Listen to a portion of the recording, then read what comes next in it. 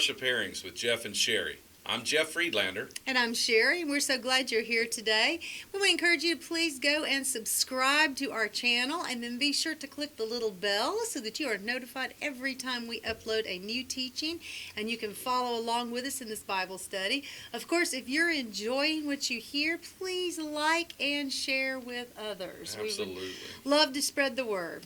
That's right. Okay, so Sherry, we are in the new book for this Parsha called Devarim. Yeah. Devarim is the Hebrew word that means words in plural, and it's normally we call this book Deuteronomy. So Right. let's just, we're going to go through some of these words and what they mean. The Torah portion for this week is Deuteronomy chapter 1, verse 1 through chapter 3, verse 22. The Haftorah is Isaiah 1, 1 through 27. And the apostolic writings are Matthew 24, 1 through 22, Acts 9, 1 through 21, and 1 Timothy 3, 1 through 7. Well, this is the last book of the canonized Torah, right? And the Hebrew word Devarim, meaning words, the opening words are Ele ha-Devarim. Mm-hmm. These are the words. That's what that means, by the way. These are the words. And it's come to be known also as Mishneh Torah, or the repetition of the Torah, or commonly called the second Torah, or the second law. Right. It recounts all the major events and the laws that are recorded in the previous 4 books, and it puts some other new mitzvot in as well.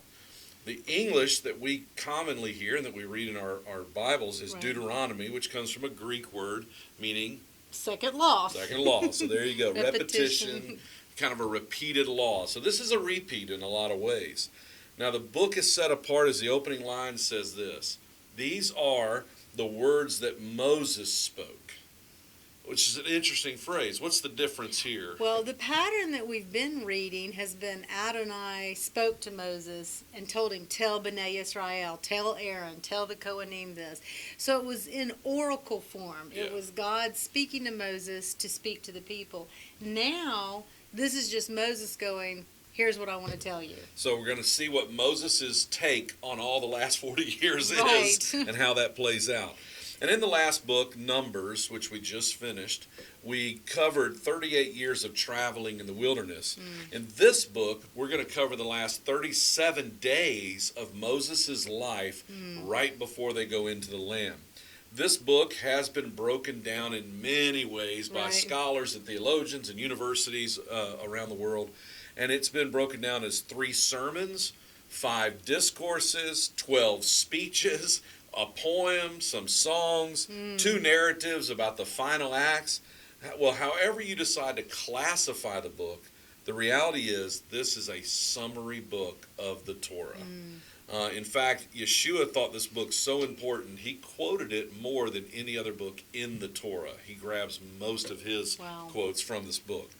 Bnei Israel is in the land of Moab. They're just across from Jericho at the entry point into the Promised Land. And Moses' final words are going now to this generation. He wrote this book to remind the Israelites of what God had done and to remind them of what God is going to expect of them. And so chapters 1 through 4, he's going to review some of the details of the past history of Israel, such as the Exodus, how they traveled throughout the desert. He's going to urge them then to obey all the laws.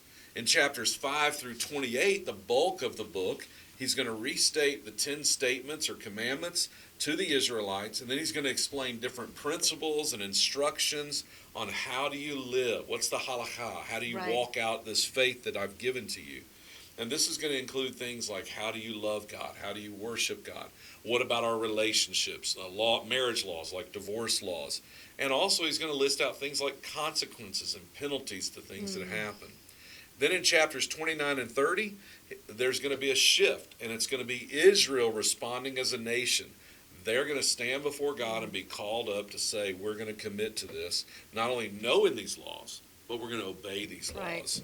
And finally, the last 3 chapters, 31 through 34, we're going to see the change in leadership. And this is the first change in 40 years. Moses has brought them out of Egypt, and now, as they're getting ready to leave, Moses is going to turn the reins over to Joshua. He's going to bless the tribes, It's going to remind us of the Jacob blessing over Yeah. the 12 tribes 450 years earlier. And in the last chapter, God will show Moses the promised land from Mount Nebo, and there he will die.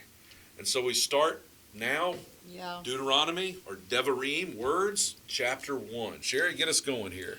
Well, one of the things I think we need to take note of is who is Moses speaking to? Yeah. Because the audience is very important for us to understand some of the why he goes through what he's going through, what he's explaining to them.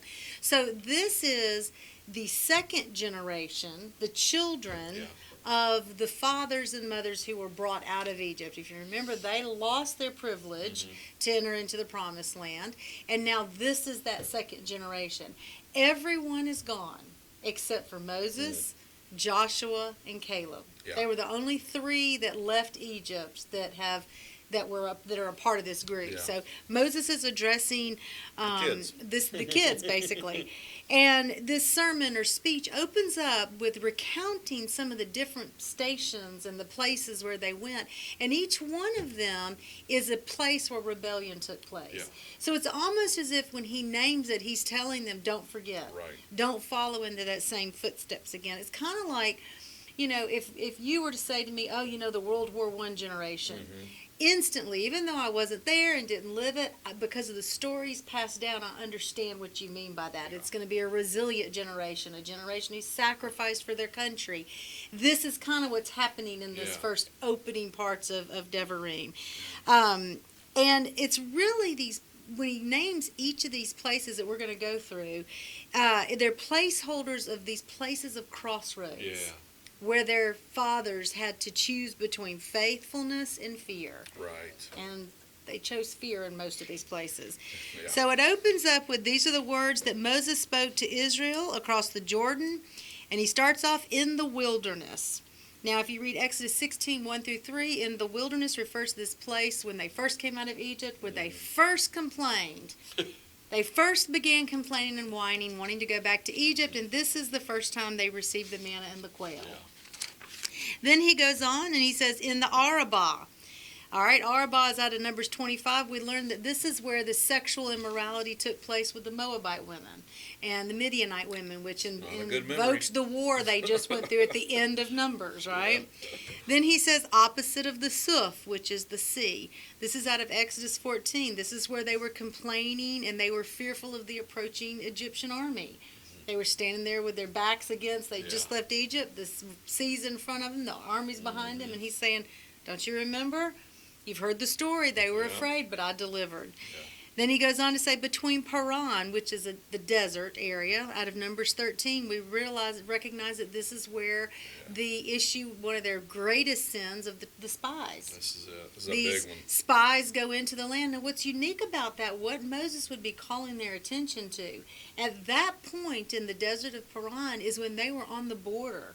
And God had said, this is it. Go take the land. Yep. And their forefathers got nervous and scared and said, we're not so sure. Let's check it out. So they go check it out. And, of course, the 10 come back with this fear of there's giants. Yeah. We cannot take this land. Not going to happen. Mm-hmm. The 2 come back, the 2 faithful servants who are standing here today, Joshua and Caleb.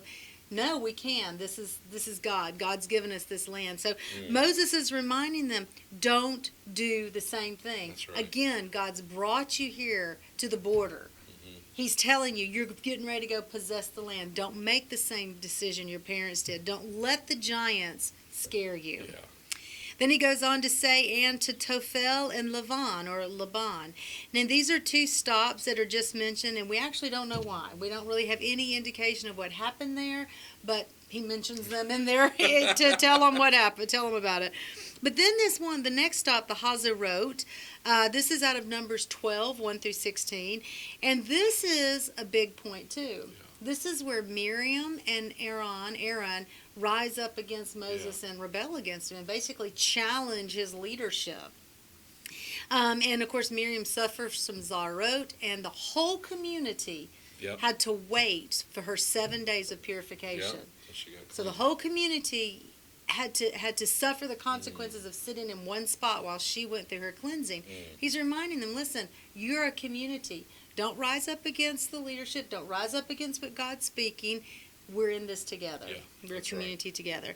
And then he goes on to Devarim. This is out of Exodus 32. This is where the other huge sin in the desert happened with the golden calf. Mm. This is where their fathers didn't trust Adonai in Moses' absence of God's. They didn't trust him, so he's warning them that, listen, I'm not going to be with you again. I'm not going to be with you. Don't do what your fathers did and look to other gods to lead you. Don't follow in their footsteps. Trust that Adonai, the Lord God, is the one that delivered delivered us out of Egypt, and he'll be the one to deliver the promised land to us. And he carries that forward in verse 2 because he says it is 11 days' journey from Mount Horeb by way of Mount Seir to Kadesh Barnea. On Mount Horeb, Mount Sinai, is where they received the 10 statements, where they got these commands. They journeyed to the wilderness of Paran and to Kadesh Barnea, and from this spot, Adonai was ready to let their fathers possess the land. But they did not trust because they let the giants define their abilities rather than the promises of Adonai. So think about that, Jeff. They're in Mount Sinai, and he's reminding them, listen, it was 11 days to this place where you were going to get to enter. I'd given you the law. I gave your fathers the law. Yep. And in an 11-day walk, you were going to go possess the land. And you saw giants and negated my promise. You walked in fear. Your fathers were afraid. Mm-hmm. So he reminds them of how much of a burden they were to him at that time. Remember, these are the words of Moses. Moses is saying, you guys were a pain. Yeah. This, at first, sounds pretty harsh, fairly insensitive, and in our politically correct community today, a leader can't get away with ever saying something negative, or else everybody will, go against him and rebel or whatever.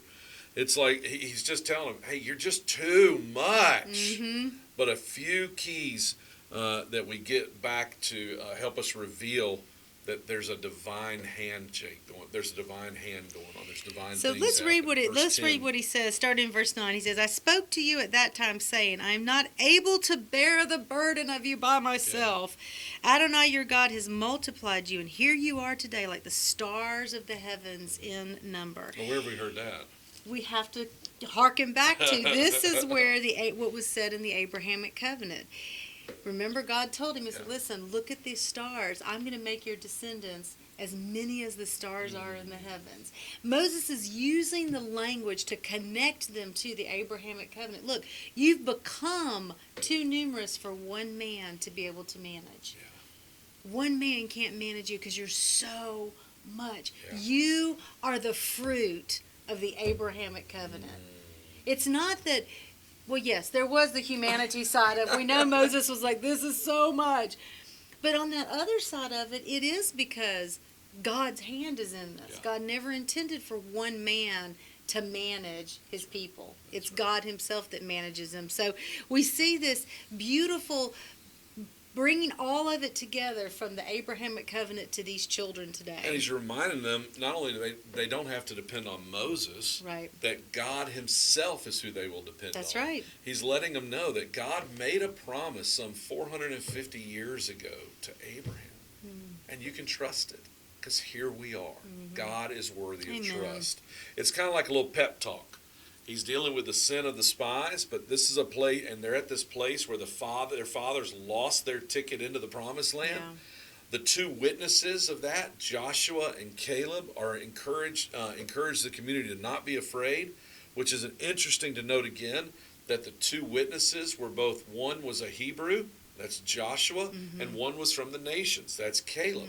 Remember, Caleb is referred to in the book of Numbers and Leviticus and other places as a Kenizzite, which means he was of the land of Canaan and came from the Canaanites. And yet he had been enslaved at some point in Israel, in Egypt, with the Israelites.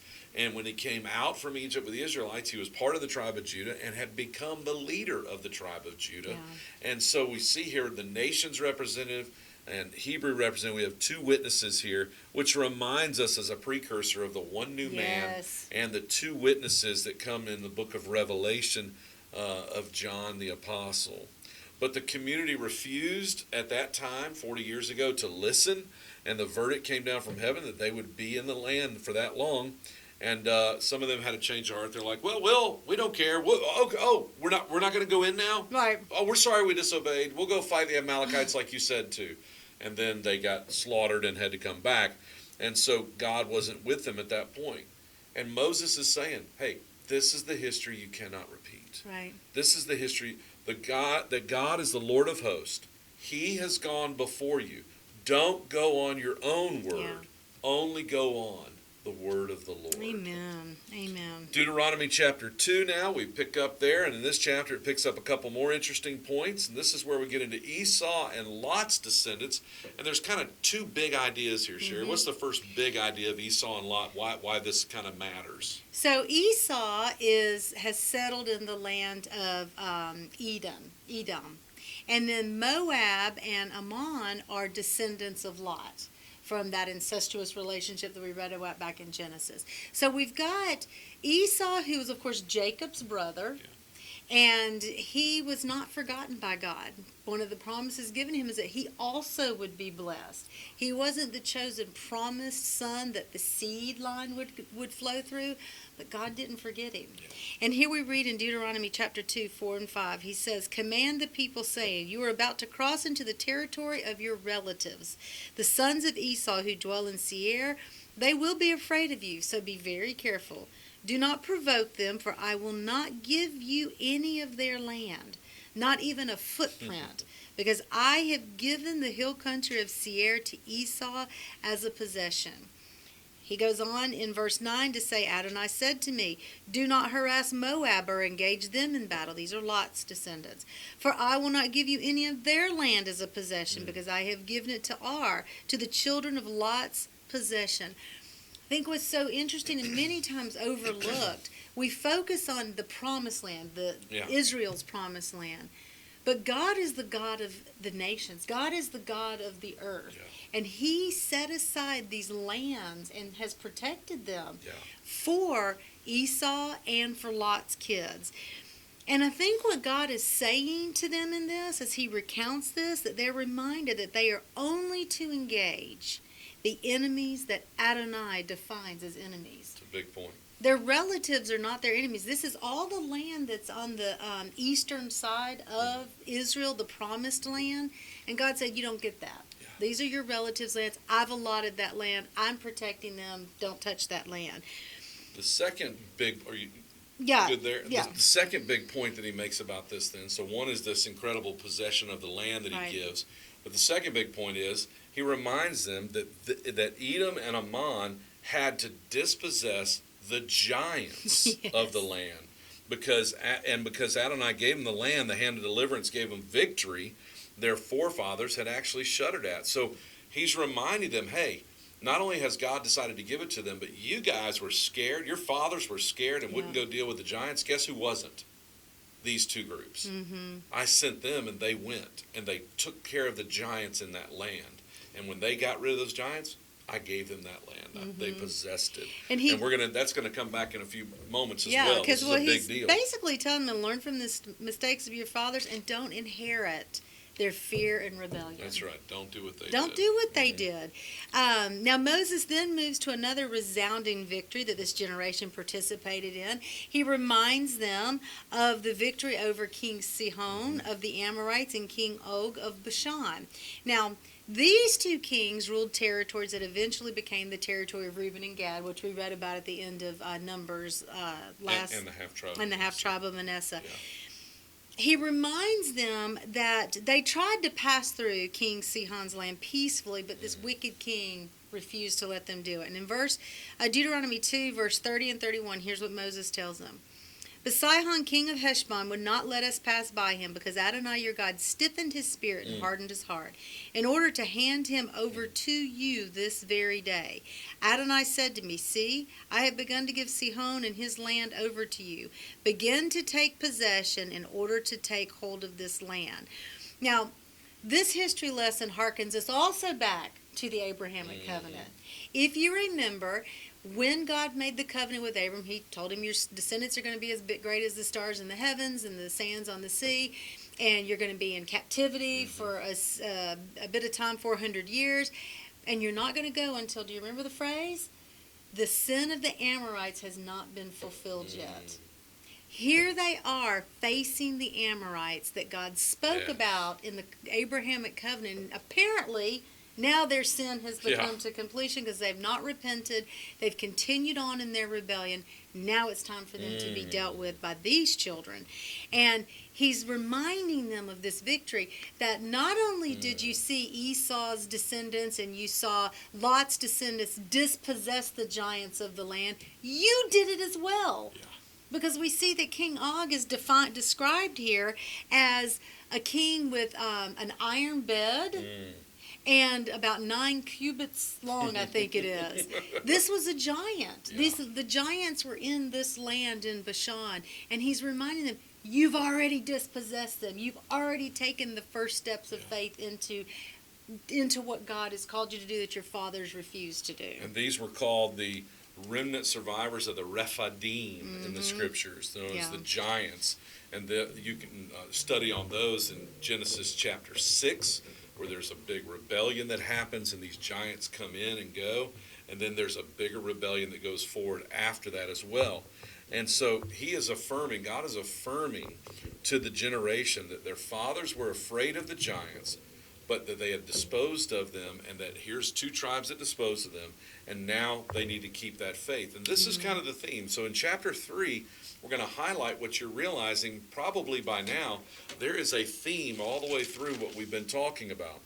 In chapter 3, verse 21, it says this, "And I commanded Joshua at that time, your eyes have seen all that the Lord your God has done to these 2 kings. So will the Lord do to all the kingdoms into which you are crossing. You shall not fear them, for it is the Lord your God who fights for you." So there it is.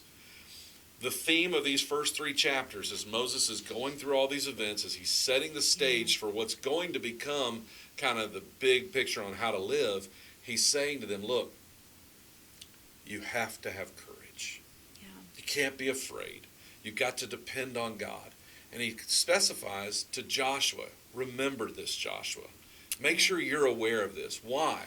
Because in 37 days, he's going to hand the reins over to Joshua, and Joshua is going to become the leader of this people as they go in to actually take possession of the land. They fight the giants, and they fight 7 Canaanite tribes, and they go and do the battle they have to do in order to get possession. Interestingly, at the end of the book, Moses is going to die, and 37 days later, we're going to open up the book of Joshua, and in chapter 1 of the book of Joshua, we've seen that Moses is speaking to Joshua here in chapter 3. He's going to speak to him again at the end of the book, and then in chapter 1 of Joshua, the very next book, God himself is going to come to him and say, verse 7, "Be strong and very courageous. Be careful to do all the law that Moses, my servant, commanded you. Do not turn from it to the right hand or to the left, that you may have success wherever you will go. This book of the law should not depart from your mouth, but you shall meditate on it day and night, that you may be careful to do all that is written in it. For then I will make you prosperous, then you will have success."